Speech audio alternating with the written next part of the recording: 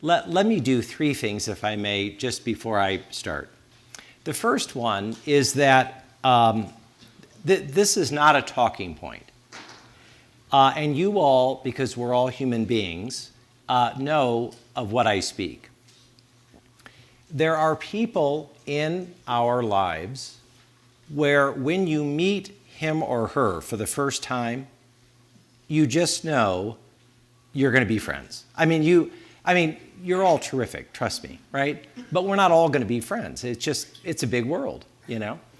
But the very first time that I met Rick and then Jeannie, I'm raising my right hand. I promise you, I just knew I'm gonna know this man the rest of my life. And I, hand over heart, I love the Lytles. So that's heartfelt. The second thing is that in a way that you kind of skip a pebble over the pond, when Rick said that the first time I came, a whiteout avalanche, then he wanted to introduce me, I want to take 3 seconds to talk about this for a minute.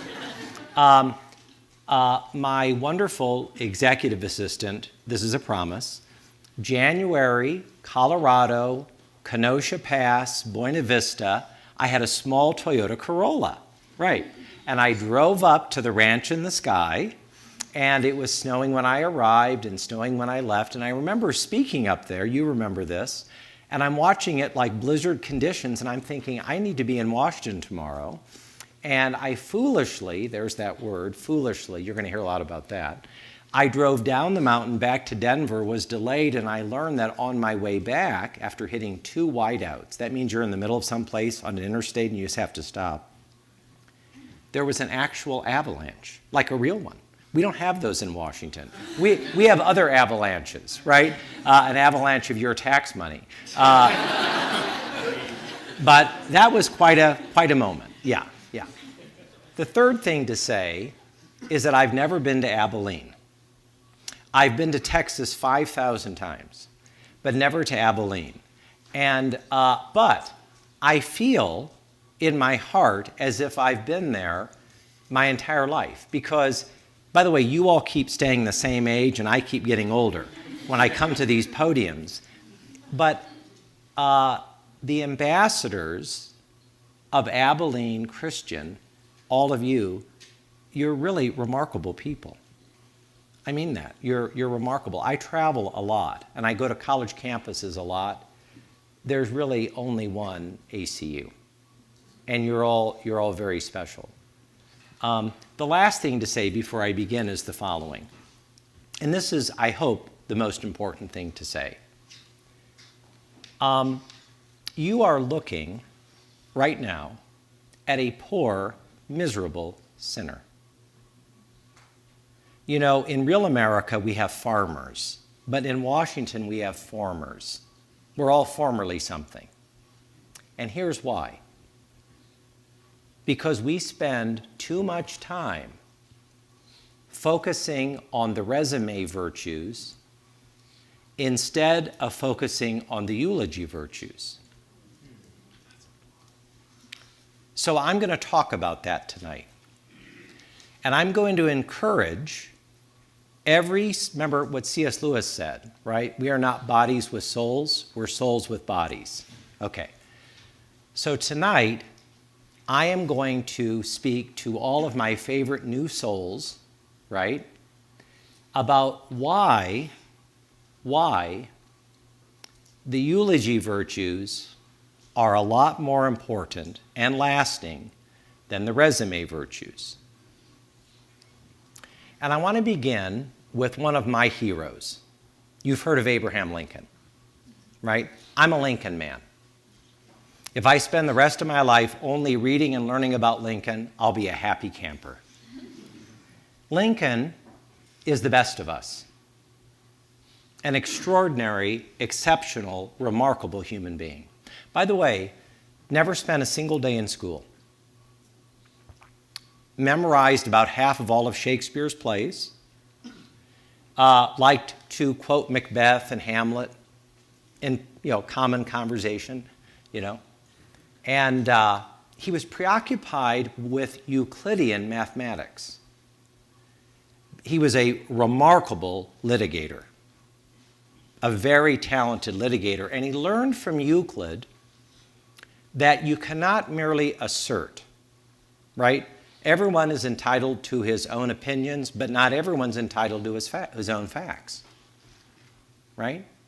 To quote our second president, John Adams, facts are stubborn things. And Lincoln learned very early, and he learned from Euclid, that you have to demonstrate. You can't just assert. This made him a very talented litigator and one of our greatest presidents. By the way, we will be reading the Gettysburg Address and the first and second inaugurals for another 1,000 years. How many of you have been to Washington and been to the Lincoln Memorial? Okay. You know, I stand there once a year with my wife and our two sons, Tim and Paul, 26, 24. We have a date every summer. We go to the Lincoln Memorial and we read the Gettysburg Address. Isn't that corny? It chokes me up, right? You may know Lincoln was invited to speak, and the man who spoke before him spoke for 2 hours. Lincoln spoke for about a little over 3 minutes. We forget the other guy. But the Gettysburg Address is worthy of Shakespeare. Right? We've all been conditioned. We've been conditioned to preoccupy ourselves with making for ourselves a profession. This is not healthy. By the way, having a profession is really healthy. Having a vocation is far more important. You know, your profession is going to probably change a lot. Your vocation only gets better because your vocation is what God intended you to do from before the foundation of the earth. It's the thing, by the way, that when you're doing it, you feel God's pleasure and joy. And we spend a lot of time having people condition us to tell us what we are to be. So I knew as a young boy what I wanted to do. I knew from a very early age. And I knew from a very early age two things. One, I love to read, right? Then and now, I love to read. You got to read. But I also, when I was a boy, I loved words. Not just for the idea of reading, but I love words, right? I love the way they sound. I love the way that you can connect them and build things. Anybody here like Legos? I loved Legos as a kid. I mean, you can actually build the Empire State Building if you want, right? You know. Those of us who are nerds, we didn't build the Empire State Building, by the way.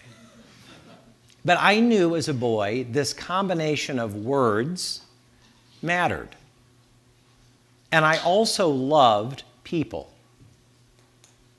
If I had the time, I would love to engage with everybody in this room for about an hour and a half and just learn about you.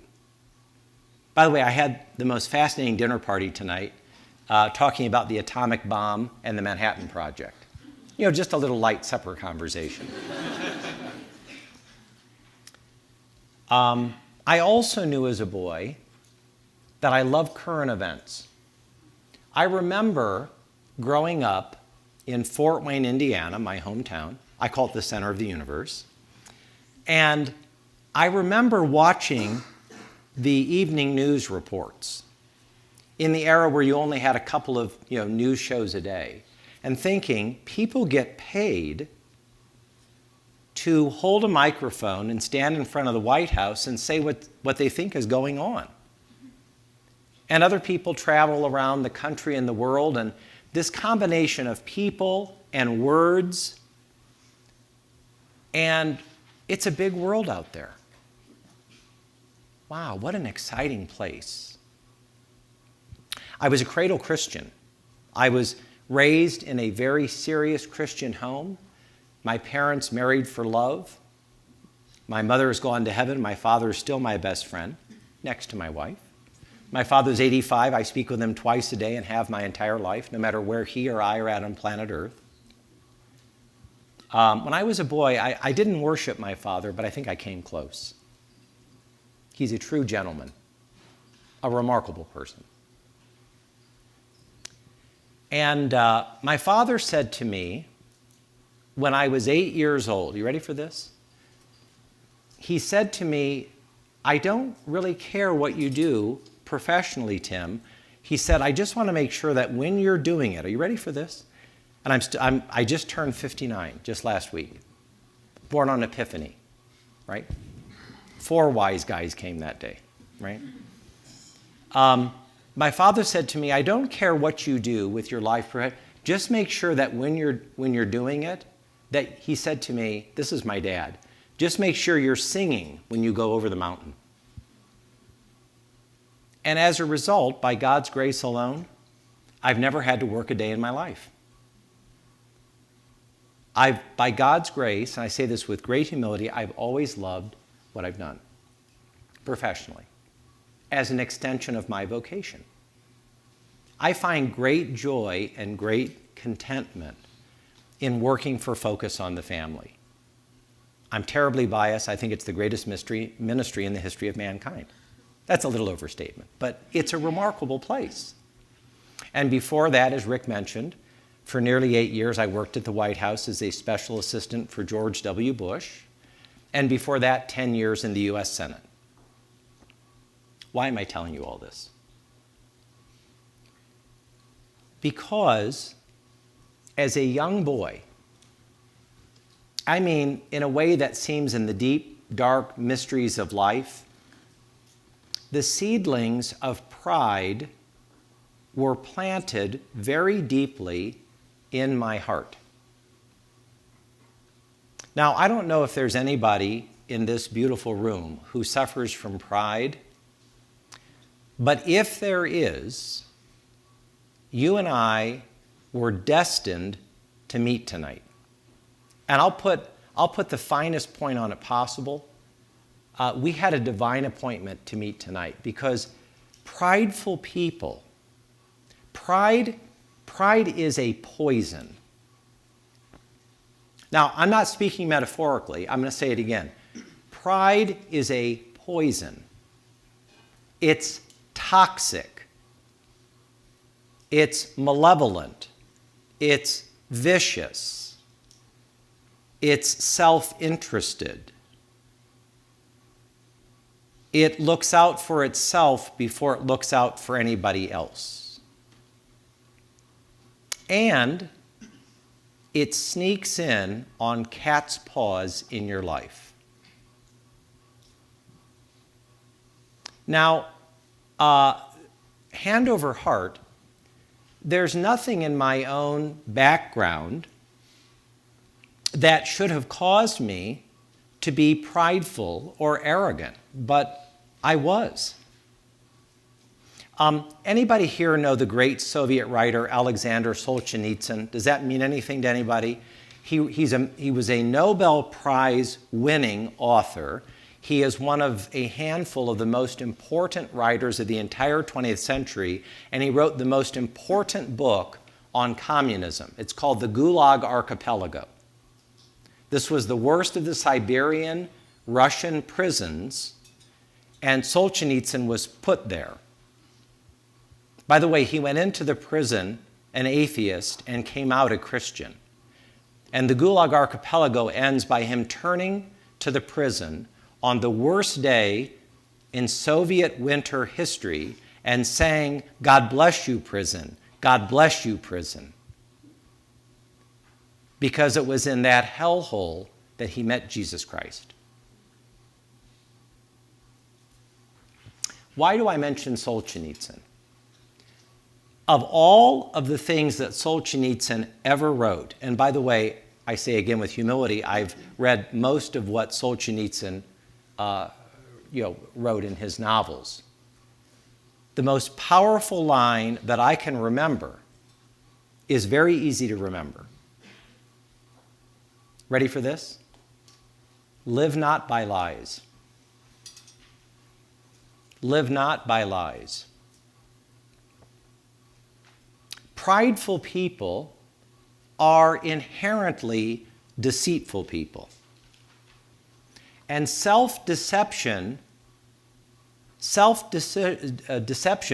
in opera, we call it the leitmotif. It is the recurring themes that when you hear the opera, you know that could only be Verdi or Puccini or Wagner. It couldn't be anybody else because it's their signature. The signature of pride is deceit. Why? It makes Satan very happy. Satan is the father of lies. He's the father of willful deceit. And he knows that just a little bit of deceit mixed with the truth is like a small hook in the mouth of a largemouth bass.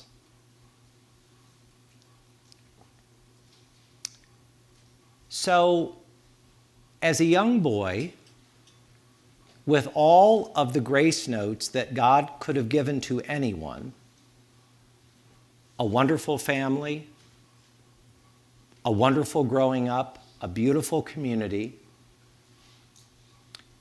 somehow it was that there was going to be a moment for me when the train would pull into the roundhouse and the brass band would start playing and the white poodle dogs would start dancing and the balloons would go up, and that was the moment where I would arrive. Where finally people would understand that this destiny had been achieved. This is what prideful people have in common. You're the center of the universe. And may I say, it starts very small. It's like a seedling, and then it grows. And a prideful person understands that it might start as a seedling, but the more you foster it and nurture it, the wider and broader it gets. It's like an impacted wisdom tooth. Ignore it at your own peril. And I did. I was always, by God's grace alone, an excellent student. But it wasn't enough to be a really good student. I had to be the best one on everything. I mean, why not? It was me. I'm a tennis fanatic. I mean, I really couldn't have lost the set. By the way, did you know that tennis, for most of its history, was one of the very few sports that never had a rules book? Totally rooted in the honor system. Right? Your word is your bond. For most of the history of professional tennis, there were not linesmen or lineswomen. If I served to you and it was a good ball, you played it. And if not, you let your opponent know. By the way, it was very, very important in tennis. It was a gentleman's game that you made it very clear that it may have been in or out, but you know what? It's your opponent's point, not me. Anybody here ever heard of J.C. Penney? I went there to buy my first suit when I became an intern in the United States Senate in the summer of 1985. I mean, I'm sure I had other suits, but I mean like at that point, it was a nice, better than average suit, let's say. And I shared with the group 2 years ago that I remember the salesman saying to me, "You are going to be a big shot." Do you want to hear something creepy? I believed him. Big mistake. I also think there's something in human nature when we detect a prideful, arrogant person. And I think sometimes in the deepest core of our soul, we want to let them know, but instead we kind of inadvertently feed their pride by not being candid and truthful with them. And, there I was, a United States intern, United States Senate intern. The next summer, I was an intern in the United States House of Representatives. Wasn't I on my way? I remember getting a telephone call from a U.S. senator saying, "I want to hire you as my deputy press secretary. Come to Washington." What I'd like to tell everybody in this room is that I spent a day or two praying about it, not me. Because I knew that Senator Dan Coates had hired the right man. I hope you're offended by that. Pride is really a terrible thing. By the way, I went to Washington. I was the youngest deputy press secretary and the youngest press secretary. By that time, I was no longer shopping at JCPenney. It was below me, Isn't that awful? I'm from Fort Wayne, Indiana. Never forget where you're from. G.K. Chesterton, one of my favorite writers, he said every neighborhood should have its own banner. I love that. We should never forget where we are from. Never forget it.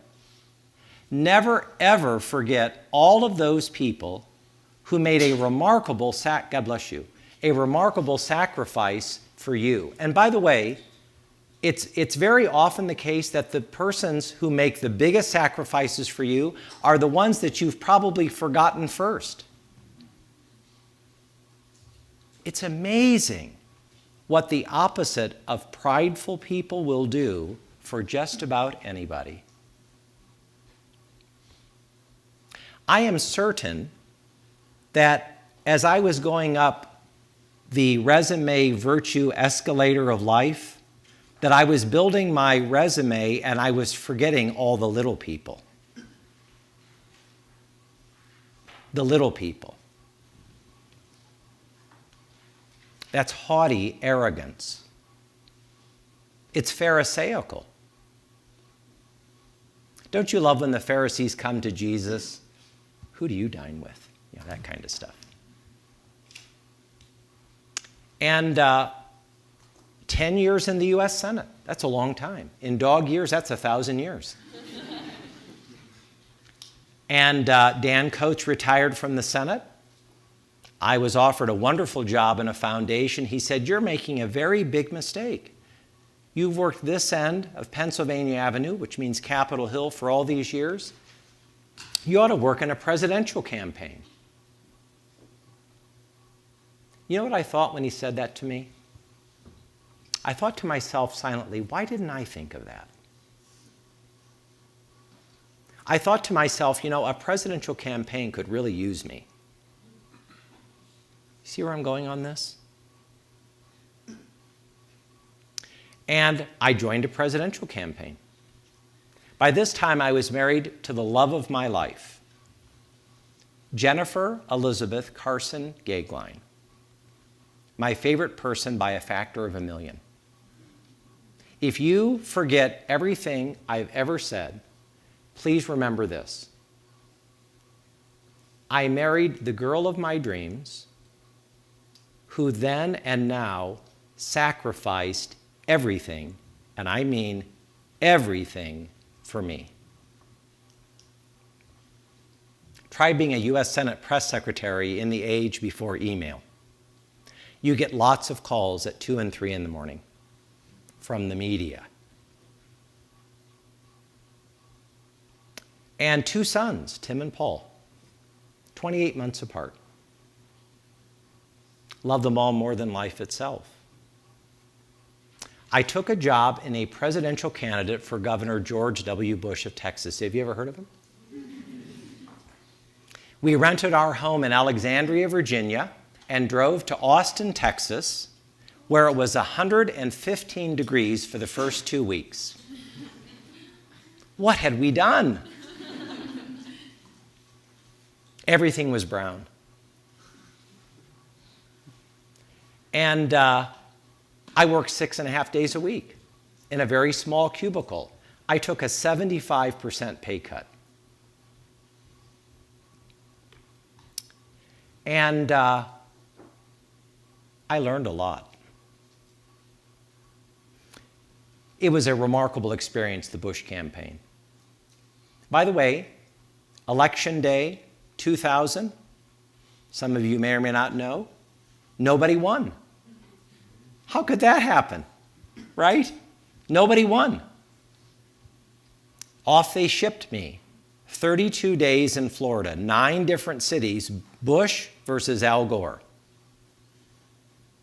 And the Supreme Court finally decided that George W. Bush had won. And I received a telephone call from a man called Karl Rove, who was George W. Bush's political architect, offering me a remarkable position for the president.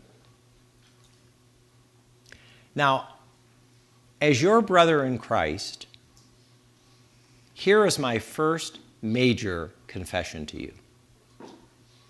When I received this life-changing, life-altering, Olympian-size job offer, I wish I could stand here and tell you truthfully that I fell down on my knees and gave praise to Jesus Christ for what had just happened in the life of myself and of my family. But I didn't. Prideful people believe that they deserve things. And by the way, prideful people love to collect things. They're always collecting things to put into the resume virtue space, you know. Because you must always tend to the resume in the way that a flower gardener tends to her front rose bushes. It must be perfect. It must be impressive. And it must always be growing. Because what is really important is what other people think. That's why in the Christian life, the audience of one is the most important audience ever. But what does Jesus Christ think? But what would Jesus Christ have me do? But how would Jesus reason this? Is this really right? I mean, I know it sounds great, but is this really it? We all have an internal moral compass, right? A moral sense, the North Star. But it must always be rooted, always, in the humility of our Lord and Savior, Jesus Christ. Read the Beatitudes about 900 times a day. You'll never get to the bottom of it. It's so counterintuitive. The authentic Christian learns very early on in life, you have to live counter-culturally and transformatively. That is both a joy and a challenge, now more than ever. So there I am at the White House, a White House office, lots of marble, lots of brass, lots of tall ceilings, lots of impressive meetings, flights on Air Force One. You know, a friend of mine said, it must be a remarkable thing, Tim, to sit in the Oval Office and have the leader of the free world taking notes while you're speaking. Oh, that is catnip to a prideful person. You talk about the ultimate elixir. To a man of humility, when the president says, "What do you think?" what a moment. to a prideful man? Isn't he lucky to ask? He has the benefit of my counsel. Some of you know of what I speak. By the way, I say that not with any lick of condemnation. We'll make our gathering this evening the refreshing gathering of truth-telling, not living by lies. And in the middle of this remarkable experience at the White House, you know, you haven't lived till you've been in a motorcade going 95 miles an hour around the Beltway. Oh, if I could only commute that way every night, you know. Flying on Air Force One, you know. How often did I really give gratitude to God? I mean, that's the other thing about prideful people. Oh my gosh. The sense of lost opportunity. You can never make those years up again. The sands of time. And in the middle of all this, the editor of the newspaper from my hometown calls me out of the blue. And he said, you know, Tim, you're a good writer. I still remember thinking, actually, I'm a great writer, but that's fine. Okay, go ahead. Tim, you're a very good writer. Would you consider writing a column for the newspaper? Don't write about politics, but write about all the other things you love, right? Sports and music and the opera, and I could go on and on and on and on. And I did. And I would get the nicest letters. You know, that was a nice column. Actually, it was a really great column. You know, I didn't want to be the writer who God created me to be. What I wanted to be is I wanted to be Hemingway, Fitzgerald, Lincoln, and Shakespeare every moment. That's awful. That's awful. God created you uniquely with all the gifts that you have. By the way, working in Washington, I've learned that the country is run by B and C students. Not everyone has to be a straight A student. Remember this, it's character over intellect, and not the other way around. It's virtue over freedom. Your character is your destiny. Your virtue quotient is your destiny. Trust me. I remember as a child going to a magic show. And I remember as a child watching a magician pull a rabbit out of a hat. And those of us who were sitting around at this birthday party, I mean, this was really quite extraordinary, right? There's a white rabbit and a black hat, and gee, it came from nowhere. And I remember afterward, the host of the party saying, just remember, everybody, you don't really pull rabbits out of hats. Never forgotten that. Mrs. Martoni told us that. She was right. Because in the prideful life, there comes a moment where you may think that a rabbit comes out of the hat, but it doesn't, because rabbits don't live in hats.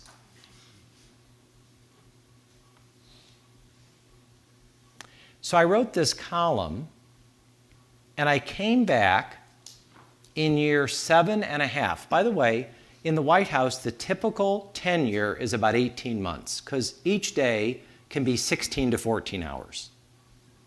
Okay? The idea of a vacation at the White House is you put on a sports shirt and head into the office. And I was one of President Bush's longest serving employees. In fact, Jenny and I went to a remarkable dinner with the Bushes with the longest serving employees up to that point at year 7. And it was one of the most extraordinary dinner parties I've ever been at because the group was so small. That should have been a point of humility. It wasn't. And I'm at 7.5 years in the White House, all the blessings that anybody in this room could possibly imagine. And I get an email from a reporter in my hometown. May I quote the email to you? Here's the total email. I've memorized it. Mr. Goeglein, comma, did you plagiarize that column in the paper? Now, I think I shared with you earlier that upon being offered the job at the White House, I did not fall to my knees in thanksgiving. But if I live to be 1,000 years old, I want you all to know that upon receiving that email, I fell to the ground. Collapse is a better word. I collapsed to the ground and I said out loud the most heartfelt prayer I've ever said. And it has 4 words. Oh God, oh God. Because it was true. And not only had I plagiarized that column, I had plagiarized several other columns. Because it wasn't enough to just be a good columnist. I had to be the best. Every time. By the way, there's plenty of prideful people. For some people it's sex, some people it's power, some people it's money. I got up and I didn't know what to do. I was in the process of being exposed for who I was. Not the person I imagined up here, but the actual person I was. If that sounds existential, it is. Because prideful people create a carapace. The body is there, but the soul is damaged. This is not a good or healthy way to live. I walked into a room with some of my best friends in the White House and my most trusted colleagues of many years at a round table. And here's what they said to me. Now, Tim, we know this is not true. So now we must construct the narrative. We're going to get the facts out. And as painful as this will be, it's going to be okay.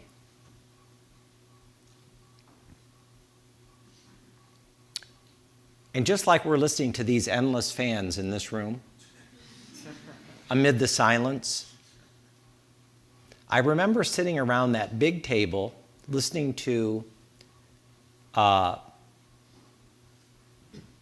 ambient noise while my colleagues stared at me like a bunch of Muppets. And I stood up and I said to them, this meeting is over because I'm resigning. And I, by saying that, confirmed to every single person that I had violated their trust. I hope that makes you cry. Because whether you know it or not, there are lots of people who trust you. Trust is worth $1 zillion, but more than that. Trust is Jesus and his disciples. I mean, we're talking like the big time here. We're far away from resume virtues, trust me, and we're way over now near eulogy virtues, which I'm going to talk about in a minute. Wow. What I had just done is I had taken a big needle and I had popped a balloon as big as this room.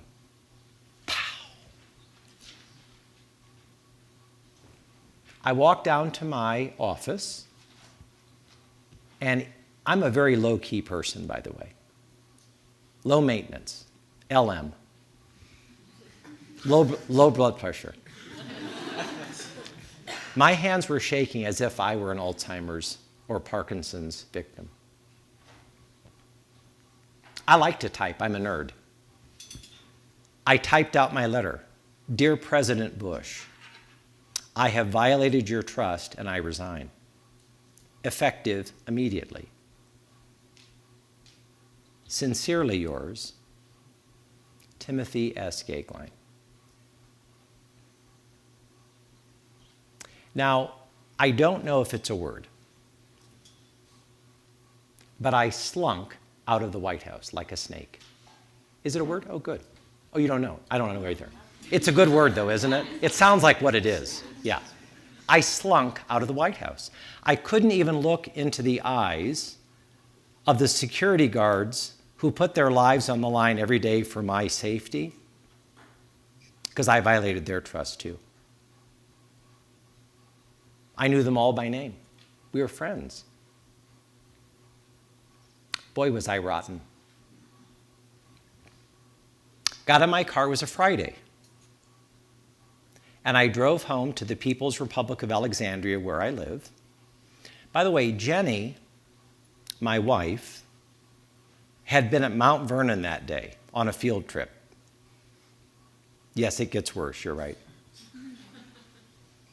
And I walked into our living room and told the person I love more than life itself, who sacrificed everything in her entire life for me and for us, I told her the truth. Now, if you had given me a choice in that moment about whether to receive Jenny's response to what I said or to have a dagger plunged into my heart, I promise I would have chosen the latter. We met when Jenny was 14 and I was 15. Other than 2 female cats, I've never kissed another girl. Okay, maybe 1 or 2. Jenny said, and I quote, "I thought I knew you." As we say in the Midwest, how do you like those apples?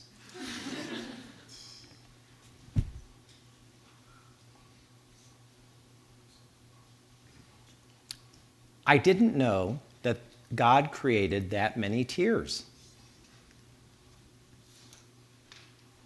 I'm sure it was more than all the oceans in the world.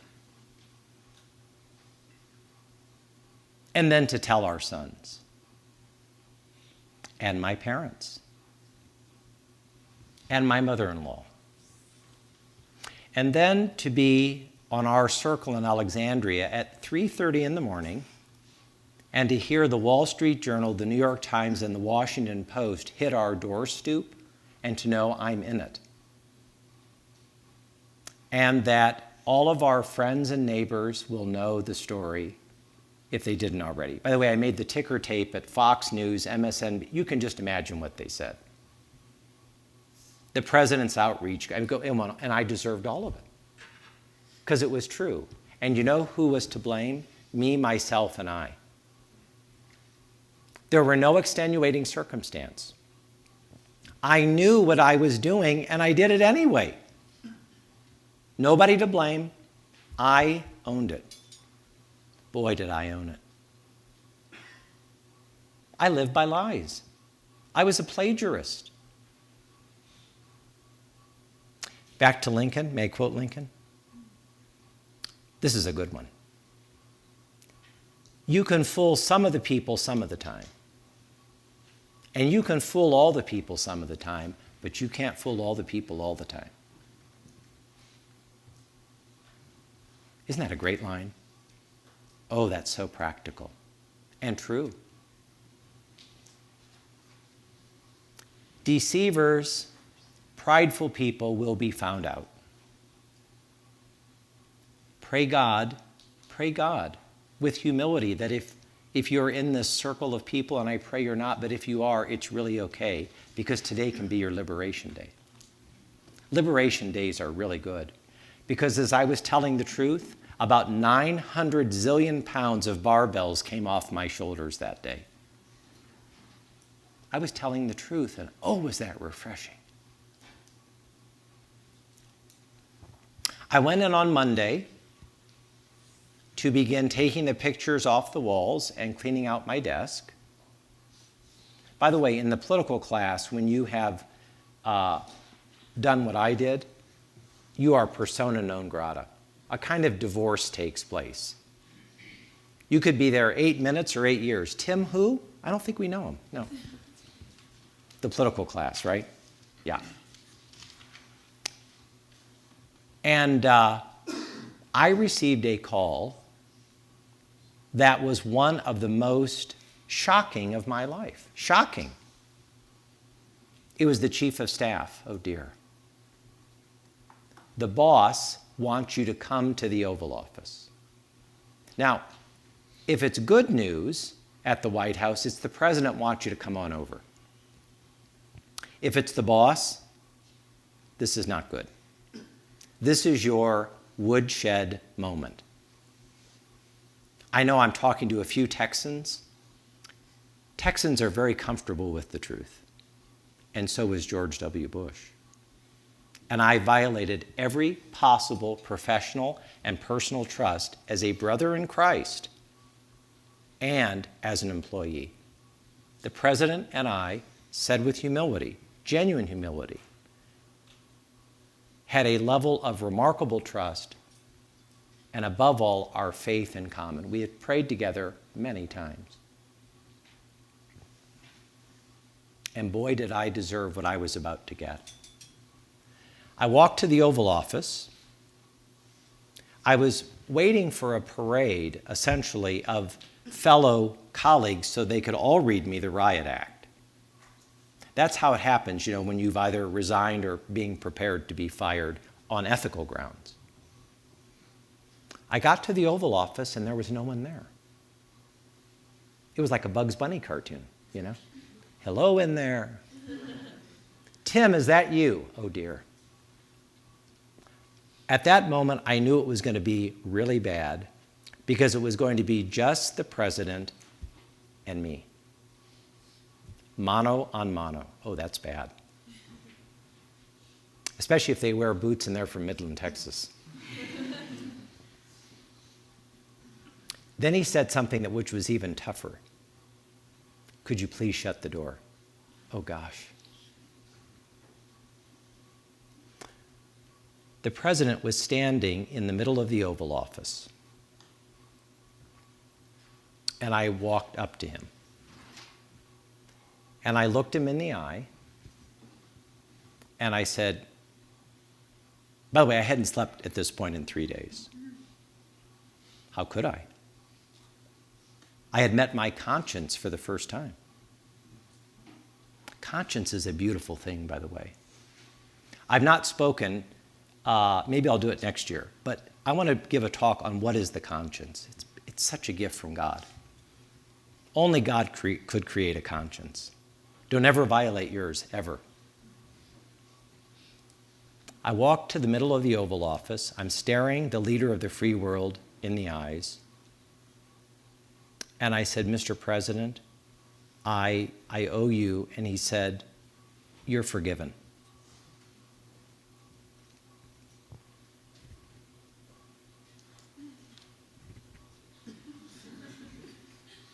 I was utterly certain that I was not hearing what he actually said. And so I paused for a minute, and I'm sure I took a couple of deep breaths, and I thought I would give it a second try. And I said, he looked at me in the eyes, he said, Tim, he said, grace and mercy are real.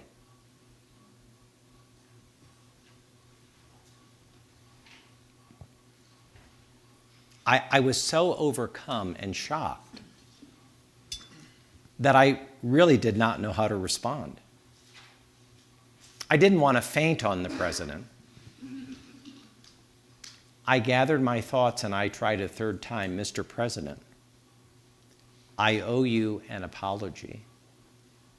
You gave to Jenny and me, I still call them the boys, the greatest professional and personal opportunity of a lifetime, and I violated your trust, and I'm guilty as charged, and I'm apologetic.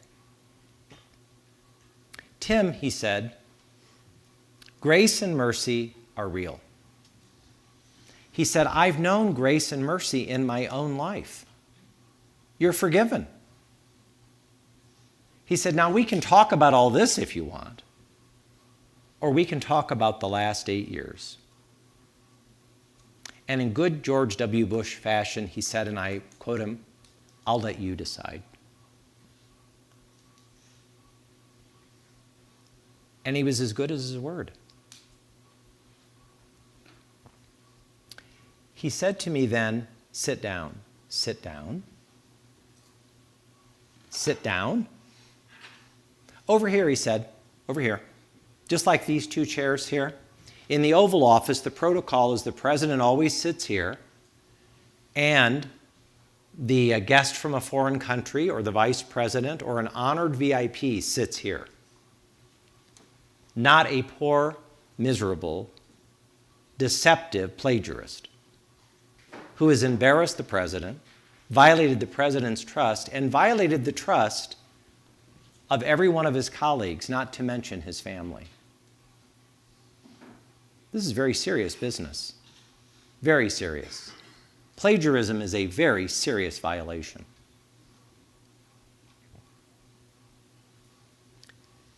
We sat there for about 15 or 20 minutes, talked about the last 8 years. We prayed together, stood up, gave each other a bro hug, and I knew that was the last time I would ever see or speak to the president. By the way, I did share this one time. I looked around the Oval Office. I mean, we're Americans, okay? And we're Christians, so I'm being careful here. That office is sacred ground. Presidents, multiple presidents, have made decisions in that room to go to war and to commit people to certain death.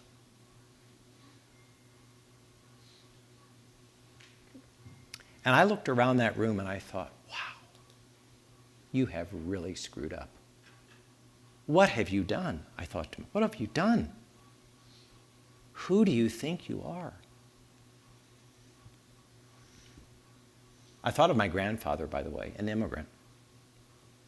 Every sacrifice to come to the United States of America at the age of 16, can you imagine?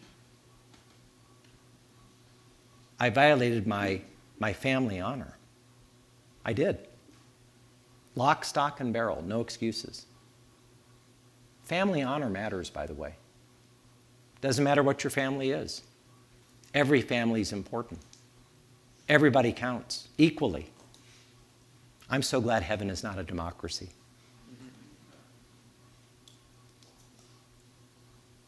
I left there, and I had almost 2 feet out the door, and the president said, I want you to come here next week.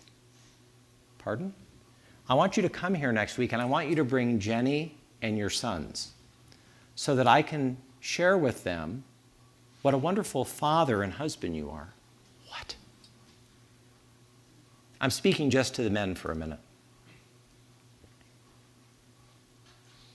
I pray none of you will ever screw up. There's that phrase again. I pray that you will live, every man here, everyone, that you will live the life of a virtuous Christian gentleman. That every single day that you will put God first and everybody else and yourself last. I pray that for you. I do. But to have that kind of small v validation in light of my own infamy was part, for me, of the way forward. Sure enough, the next week, Jenny and the boys back, we all came to the Oval Office again. Gifts all around, the president filled with kind and gracious words. We became friends of the Bushes, saw them many times. We'll be gathering again, seeing them in May in Texas. Can't wait for our White House reunion. No mention of this ever. Can you imagine? No mention. Never. No mention, directly or indirectly. Grace, mercy, forgiveness, forbearance, kindness, civility, magnanimity. Jesus. Remarkable. One last comment, if I may. I've talked about the resume virtues. Let me tell you very quickly, and I mean really quickly, about the better virtues. I call them the eulogy virtues. In calendar year 2022, Jenny and I lost 7 close friends, including one of my best friends, truly one of my best friends, Mike Gerson. We met the first day working for Dan Coates. He became the head of presidential speech writing at the White House and a very important columnist at the Washington Post. Dead of cancer at the age of 56. I went to visit him in Georgetown Hospice 10 days before he went to heaven. It was a year of great loss last year. You know what? There is such a thing as the eulogy virtues. And the eulogy virtues are the virtues that we're all going to remember you by. And you know, nobody cares at that point. By the way, may you all live to be 5,000 years old. But at that point, no one, I'll say it again, cares about your resume. You know? They just don't. What they care about is, what kind of a person was that? What did that person do with his or her life? How did they give back? Those are the eulogy virtues. I've had to deliver a number of eulogies in 2022.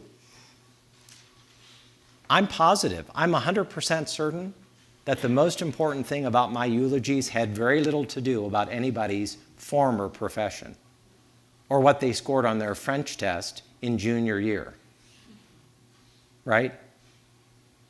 Anybody here know about the movie A Christmas Story? Have you ever seen this? You know, when Ralphie wants to get an A+++++. Yeah. You don't need to have an A+++. You know, be a good student, of course, yes. It's character. Character, virtue, those matter. They last. I'll close my comments by the following. My favorite poet is T.S. Eliot. Do you know this name? One of the greatest poets of the 20th century. And he wrote 3 words that are, for me, words that guide my life. And the words are the following. Humility is endless. This is what T.S. Eliot wrote. Humility is endless.